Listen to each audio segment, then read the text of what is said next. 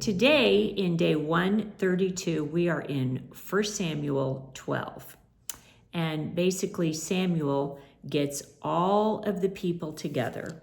He gathers all of Israel and he says, basically telling them, you've asked for a king, and I have heard from the Lord, and we are giving you a king, but he needed them to know you are wicked for asking for a king, because really God was supposed to be their king, and God always had prophets to lead the Israelites, but God was supposed to be their king, not a man.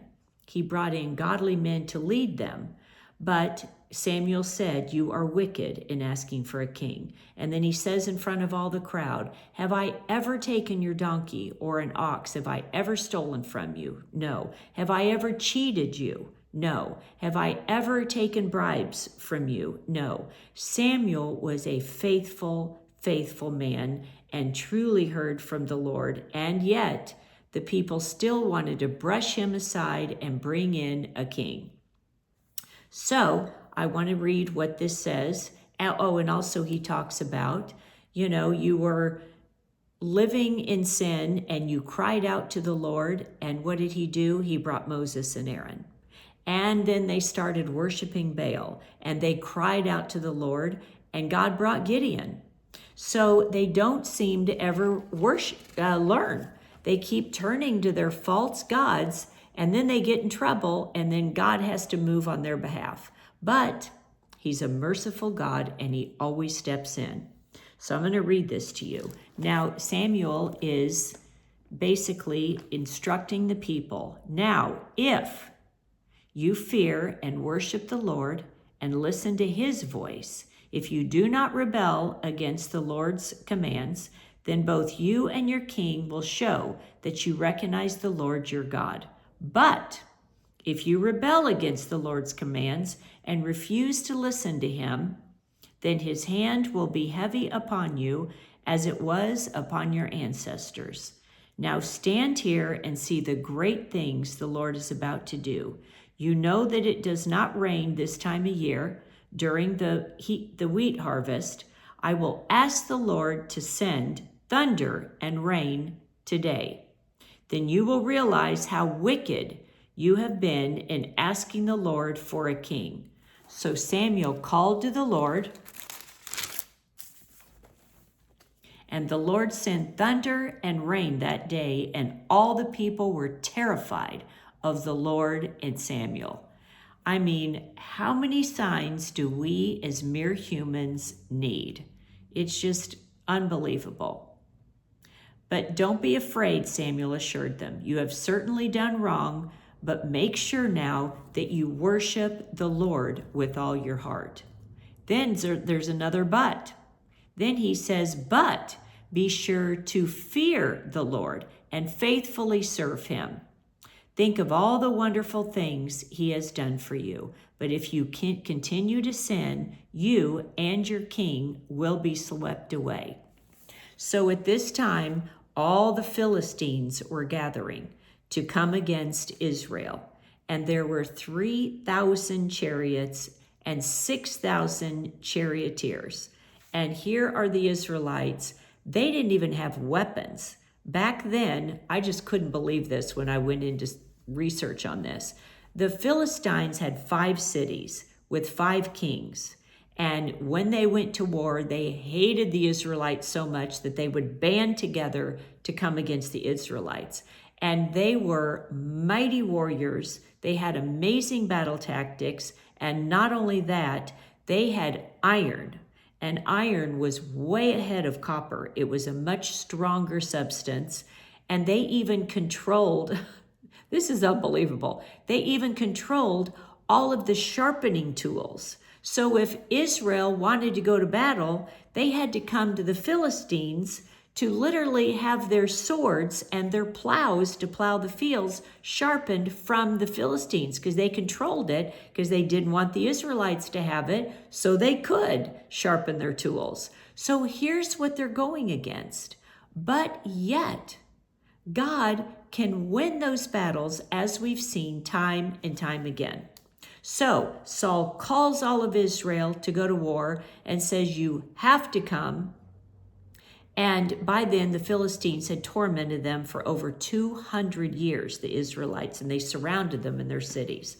So they were going to war, and Saul was never supposed to give a sacrifice because he was not a Levite, he was not a Nazarite, and they were the ones who were supposed to administer the sacrifices. But he panicked. And what he did is on the seventh day, his warriors were starting to leave because they were panicking with all the Philistines coming against them.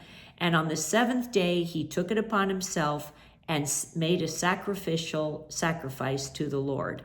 And Samuel came that day and saw what he did and said, your kingdom is over. You will never be king again. He was 30 years old when he became king. He ruled for 40 years, but he took it upon himself. And what that said was, A, he didn't trust God. He took it upon himself. He wanted to take control of the situation himself and go ahead and do a sacrifice instead of waiting for Saul.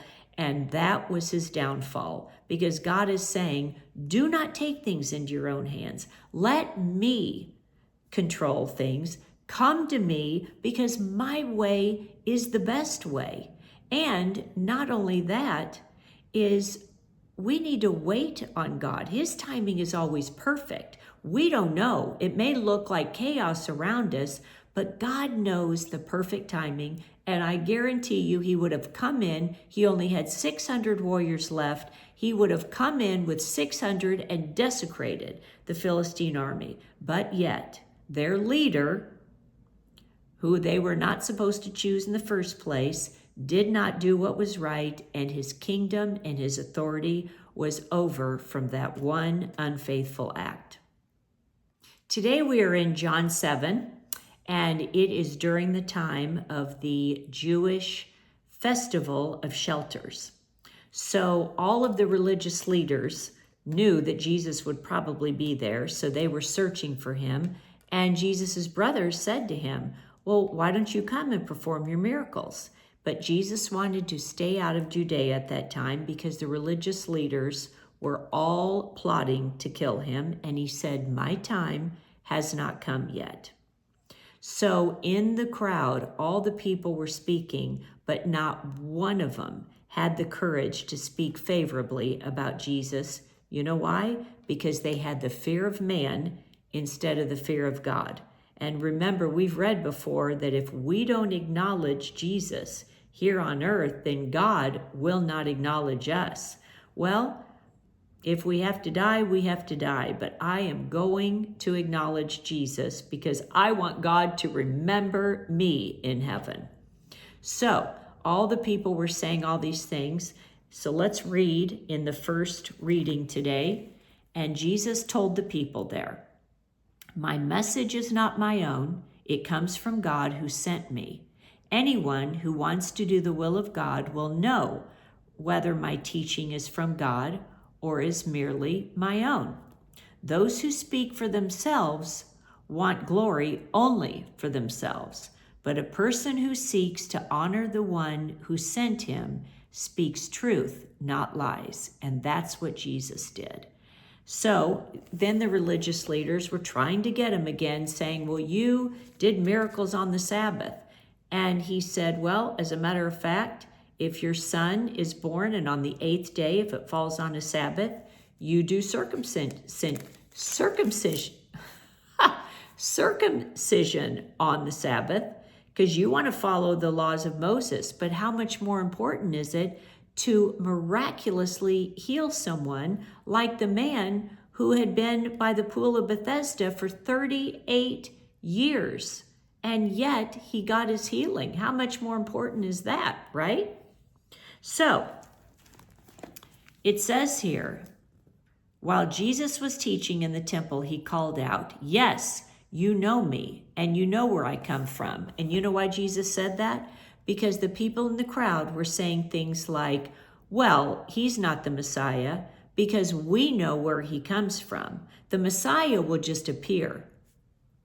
Well, how do they know that? Who are we to tell God how to do things and how his son, Jesus the Messiah, should come?